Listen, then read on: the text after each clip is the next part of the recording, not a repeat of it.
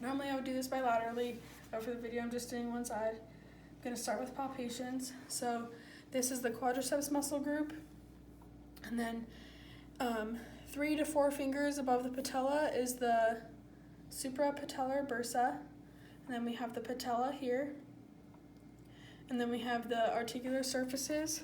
You have to slide it laterally to feel the lateral side, and medially to feel the medial side.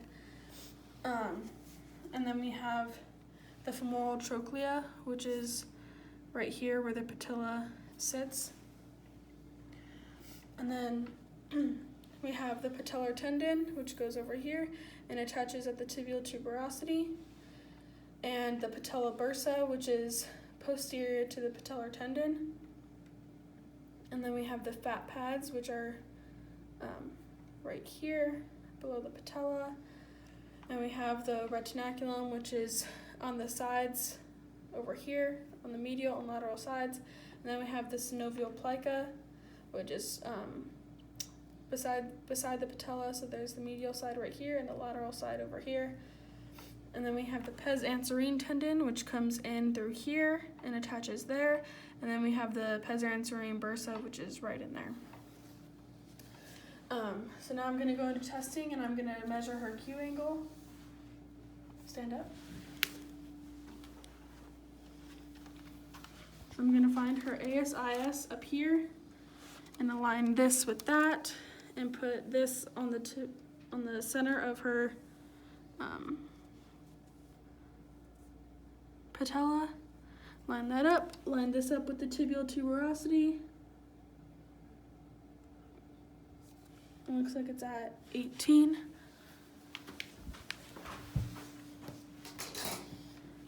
Now I'm going to do the patellar glide test. So I'm going to do it medially first, gliding it medial, and then I'm going to glide it lateral.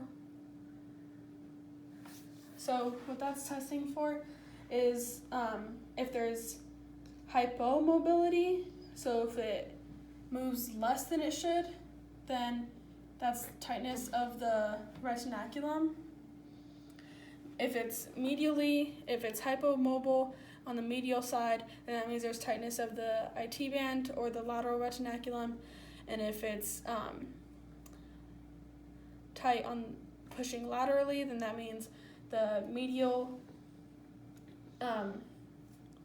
retinaculum is tight there. But if it's hypermobile on the medial side, that means there's laxity of the lateral retinaculum.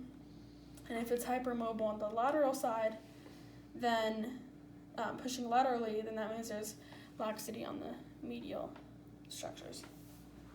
So now I'm going to do the apprehension test, and I'm going to push medially, and what I'm looking for is apprehension.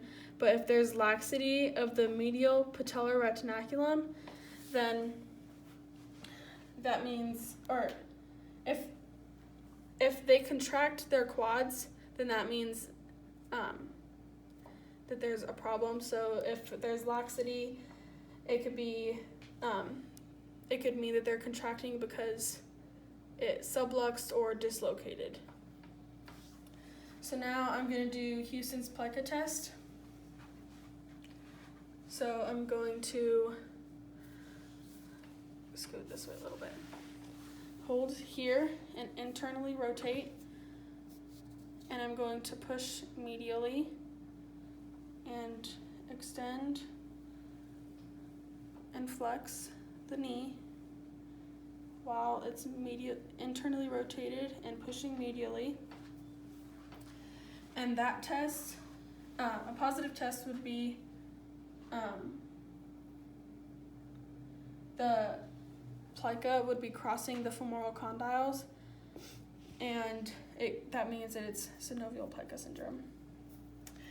Along with the stutter test, which is, I'm going to have you scoot to the end of the table, and I'm going to go here, and I'm going to feel a stutter or movement in her knee that should not be there, and that can also indicate medial synovial plica. So now I'm going to do Clark's sign. So I'm going to have my hand over the knee like this, and what I'm going to do is push down like this. You see it on this side. And I'm going to apply pressure down.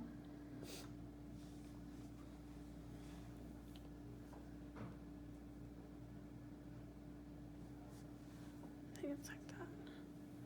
A positive test would be pain or instability, and that would be chondromalacia. So what I'm doing is applying downward pressure on the quadriceps,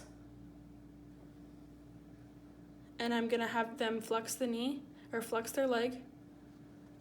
And if there's pain during their flexion while I'm pushing down here, or if there's like weird movement that shouldn't be like that, if they experience pain or popping or clicking or anything while they contract as I'm pushing down like this, then that would mean that it's chondromalacia.